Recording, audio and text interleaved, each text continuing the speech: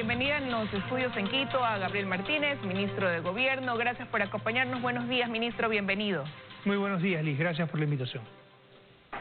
Bueno, como ya lo mencionábamos y ayer fue de conocimiento público, el presidente de la República acogió la solicitud del COE Nacional, se decreta este cuarto estado de excepción, con algunas medidas que rigen para el país y otras para 16 provincias debido a la situación que ya también es de conocimiento público por esta pandemia.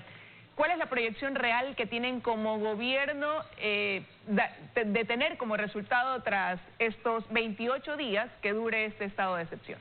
Bueno, hay tres indicadores que obviamente preocupan muchísimo al gobierno, específicamente de salud, los cuales son pues el tiempo de espera, la cantidad de personas en espera por una cama UCI en los hospitales en estas provincias.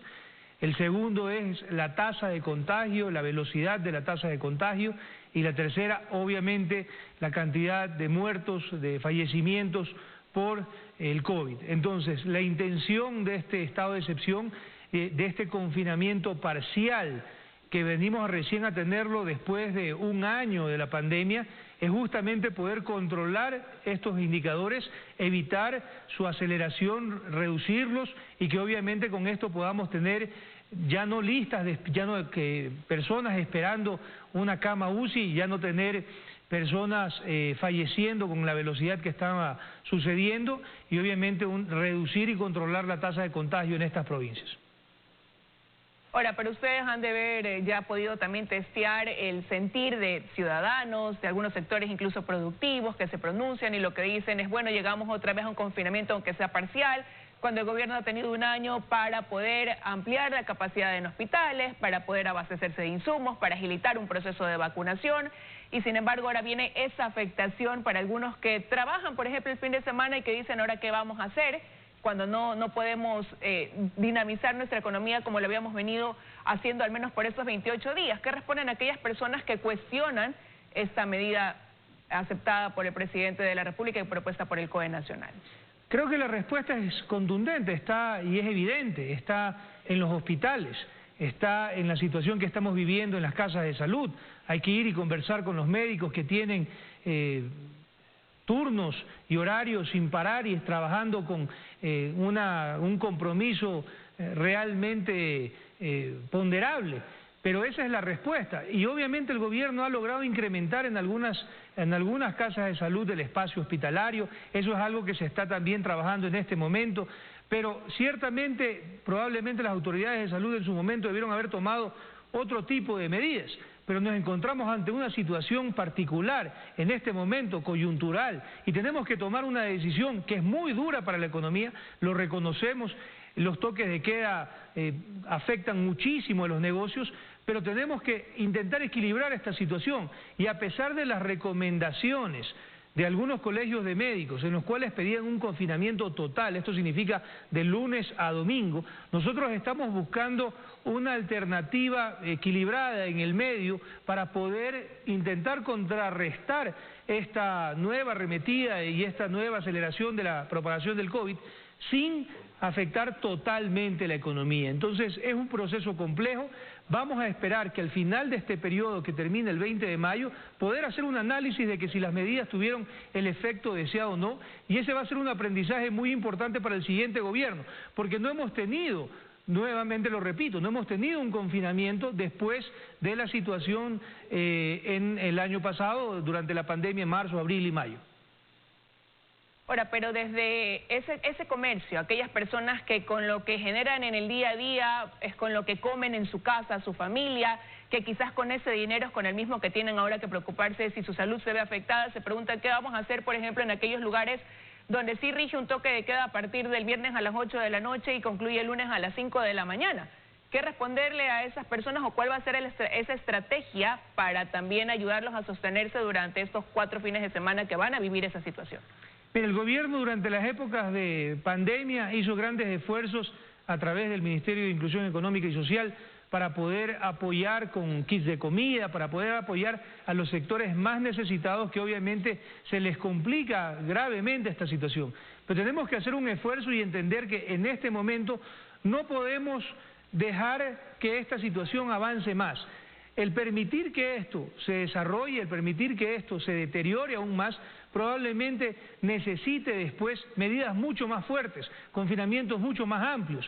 Y eso es lo que tenemos que evitar. En este momento que vemos un deterioro en la situación, tenemos que tomar medidas como las que hemos tomado. Algunas personas también nos critican porque no son totales, y obviamente tenemos que recibir las críticas de los lados que vengan, pero como gobierno nacional estamos haciendo el mayor esfuerzo y lo objetivo para poder tener una economía abierta y obviamente también precautelar, evitar que hayan reuniones sociales, y no solamente nocturnas, sino las que suceden los fines de semana entre familiares, aglomeraciones que se dan justamente los fines de semana en los lugares de comercio más populares. Tenemos que intentar controlar esta situación, de lo contrario vamos a tener que, el próximo gobierno se enfrentará a una situación mucho más adversa. Los responsables en este momento contribuir todos, entendiendo las dificultades que esto significa. Para nosotros es complejo tomar estas decisiones cuando tenemos un sector productivo que obviamente quiere reactivarse, quiere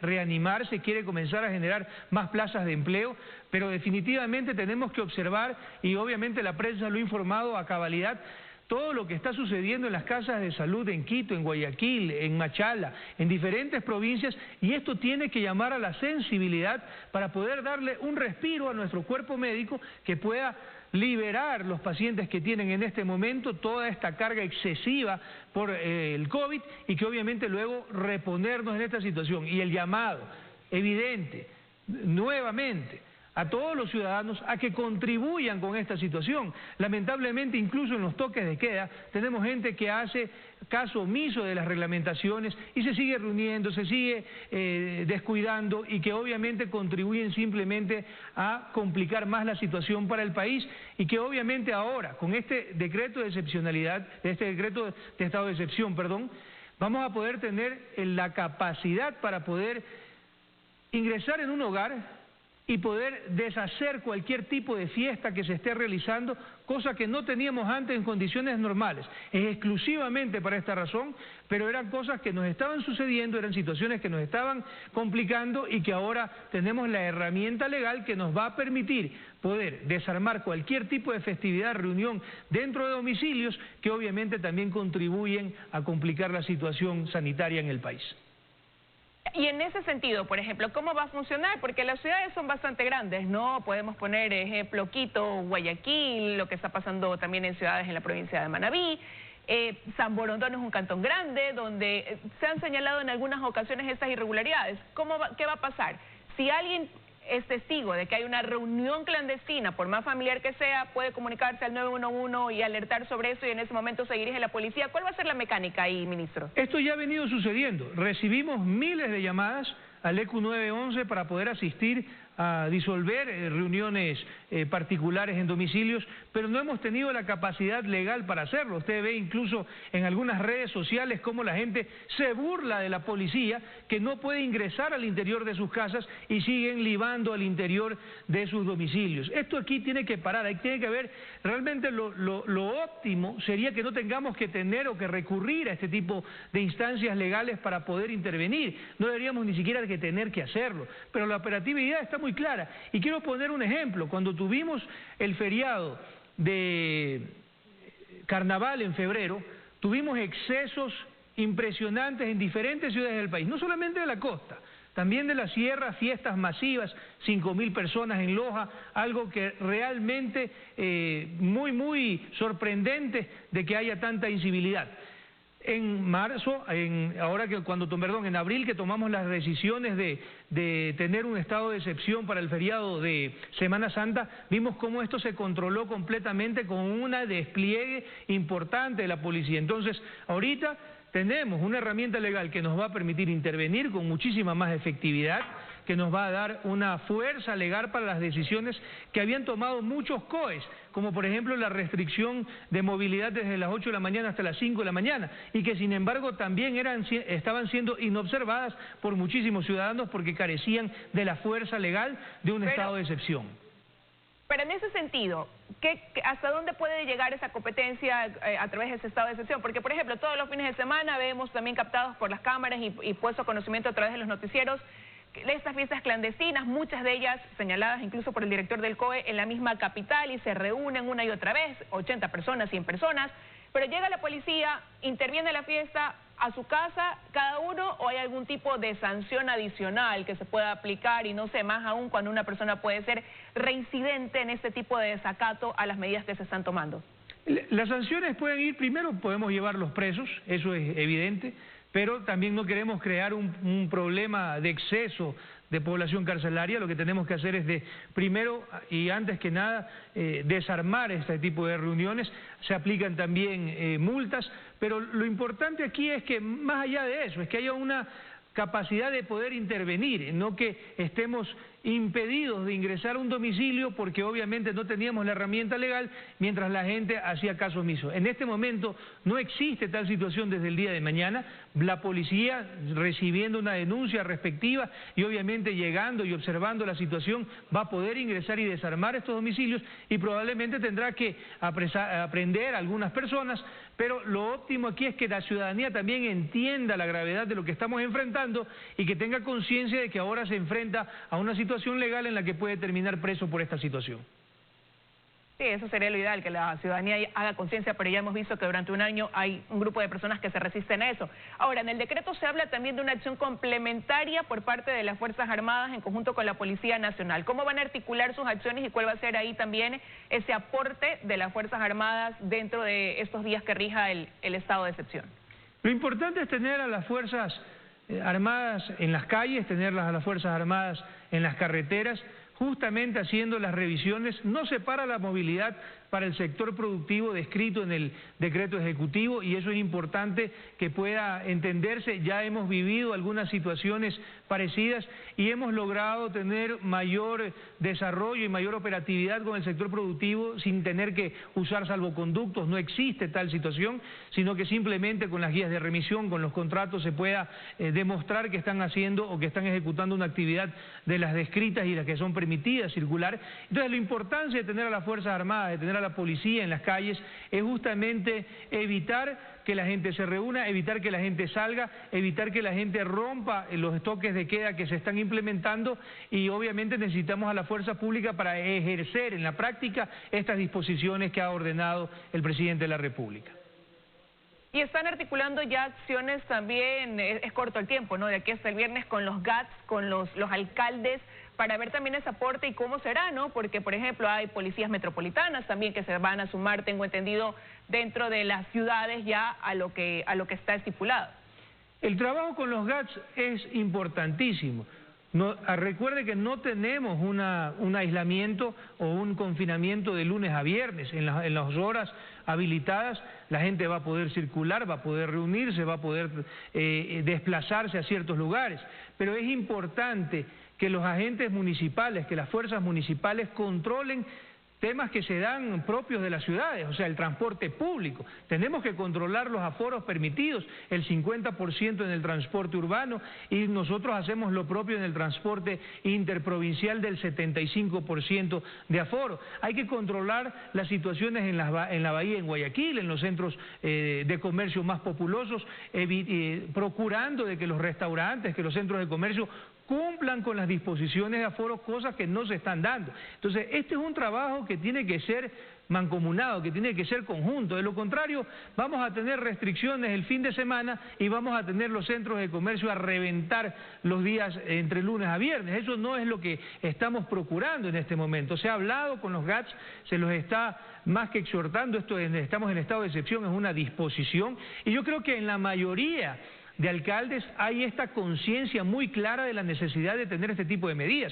Hay otros alcaldes que han abierto en las provincias en que tenemos situaciones complicadas con el COVID, han abierto discotecas, han abierto bares, han abierto centros de tolerancia. Los mismos alcaldes han permitido el funcionamiento de este tipo de lugares, sabiendo y entendiendo de que probablemente su población va a terminar contagiada y regresando a algún hospital justamente por este problema. Entonces, ahora lo que nos toca es trabajar a todos, conjuntamente el gobierno nacional con los gobiernos autónomos descentralizados municipales, pero principalmente, nuevamente, haciendo un llamado a la ciudadanía.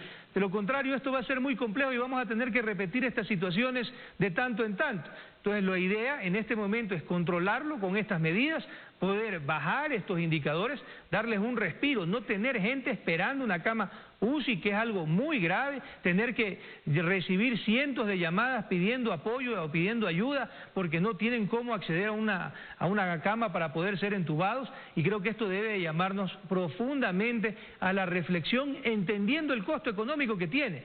El gobierno hubiera preferido entregar un país obviamente abierto, un país en plena recuperación económica. Estamos terminando el estado de excepción el 20 de mayo, a 4 días de entregar el gobierno, cosa que tampoco es deseable, pero toca tomar medidas complejas, duras en este momento, con el ánimo de entregar también un sistema sanitario un poco más relajado ante esta situación al próximo gobierno.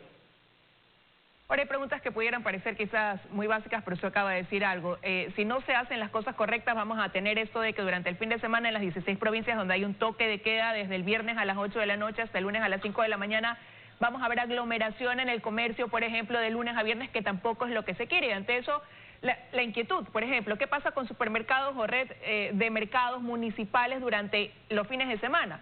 Ya comienzan a aparecer ese tipo de preguntas que también pueden generar eso, el que hoy veamos grandes filas y grandes aglomeraciones abasteciéndose, por ejemplo, de víveres ante el no saber exactamente qué pasará los fines de semana en ese sentido, repito. Yo creo que el gobierno ha comunicado con suficiente tiempo, ha comunicado con claridad cuando entramos a un estado de excepción. Estamos entrando mañana en la noche, no estamos al toque de queda particularmente. Hay suficiente tiempo para aprovisionarse, estamos hablando de 2 días, no es una semana. La gente tiene que tener un poquito de cordura en este momento, entender de que no estamos hablando de un confinamiento de largo plazo, estamos hablando de 2 días, para lo cual aprovisionarse no debería ser un problema complejo, y estamos también entendiendo de que todos los mercados, los centros comerciales, los supermercados, tienen aforos permitidos para que justamente no haya aglomeración al interior de estos lugares.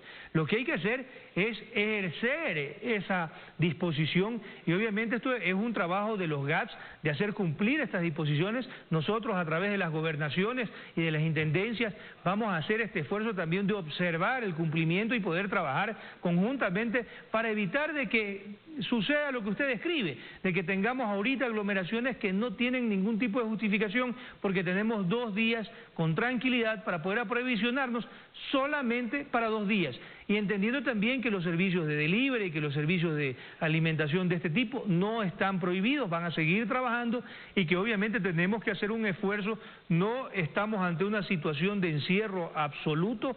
Estamos viendo cómo en otros países, con un estado y un desarrollo mucho mayor con respecto a la vacunación, como por ejemplo en Chile, igual están haciendo confinamientos.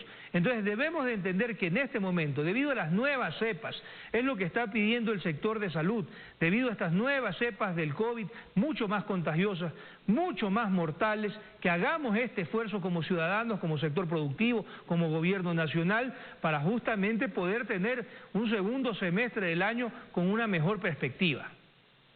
Pero y en ese sentido también lo que la población dice es, y ese pedido que hace el gobierno es que se agilice el proceso de vacunación, que se pueda ampliar esa capacidad que ha ido subiendo gradualmente. El presidente hablaba de 50.000 personas, pero que se pueda llegar a un número mayor todavía para así pues poder incluso dinamizar con mayor agilidad la economía. Eso definitivamente, el gobierno ha logrado ya engranar mejor todo este proceso de vacunación. Vemos en muchísimas ciudades del país que está funcionando bastante bien. Yo ayer estuve en la ciudad de Riobamba observando también el proceso de vacunación, y obviamente todavía hay situaciones particulares que están generando alguna complicación a algunas personas, pero en general se está avanzando mucho más rápido. Tenemos ya el compromiso, y lo hemos manifestado, casi 20 millones de dosis para poder vacunar a los ecuatorianos. Llegó el 1 millón de Sinovac, que se está trabajando de manera muy rápida en su aplicación, pero que obviamente también tenemos que entender de que solamente se podrán aplicar 500.000, porque las otras 500.000 serán la segunda dosis hasta tener confirmado y obviamente reconfirmado un segundo embarque por parte de este laboratorio. Entonces se está trabajando mucho mejor, mucho más rápido en el proceso de vacunación, pero tenemos que tomar decisiones en este momento, y yo entiendo la frustración de las personas y el pedido, obviamente, que se hubieran tomado algún otro tipo de decisiones en el pasado o anteriormente. Pero estamos viviendo una situación en este momento que tenemos que atender y 2 errores no hacen un acierto. Entonces tenemos que en este momento atender esta situación sin descuidar los pedidos claros, las recomendaciones correctas y apropiadas, como él lo es, ampliar la capacidad y la infraestructura hospitalaria para poder recibir a más personas y obviamente agilitar fuertemente el proceso de vacunación, que ya es un proceso que se está engranando y que lo vemos, se siente ya en la población que manifiesta como muchísimos adultos mayores se están vacunando de manera eficiente, sin ningún tipo de palanqueo, sin ningún tipo de influencia, sino simplemente haciendo su gestión a través del sistema que ha dispuesto el gobierno. Ahora, me quedan 30 segundos, ministro, y no quiero dejar de preguntarle, seguimos esperando la llegada entonces de más vacunas de Sinovac, ¿y qué pasa con las otras farmacéuticas, la Alianza COVAX, Pfizer, AstraZeneca? Hay 20 millones que están distribuidos entre Sinovac, que ya llegó, está Pfizer, que es el contrato más grande, donde deben de llegar más, y que semanalmente están arribando vacunas, y también de la Alianza COVAX, que están llegando las AstraZeneca, que también se están aplicando a nuestras Fuerzas Armadas, a nuestra Fuerza Policial, a profesores, a muchísimos clústeres que han sido identificados como esenciales para poder darle servicio a la sociedad. Entonces, tenemos un programa, un proceso de arribo de vacunas y a su vez ya se está trabajando abiertamente con los COEs cantonales, con los municipios, para poder darnos una mano en este proceso. Y eso es importantísimo, una corrección importante que se hizo en el gobierno, de poder trabajar conjuntamente con los municipios que han puesto sus centros de vacunación, que reciben el insumo y que nos ayudan con la logística, con los médicos, con todo lo que se requiere para poder hacer esta operación y que nos va a permitir, que nos ha permitido ya acelerar claramente este proceso de vacunación.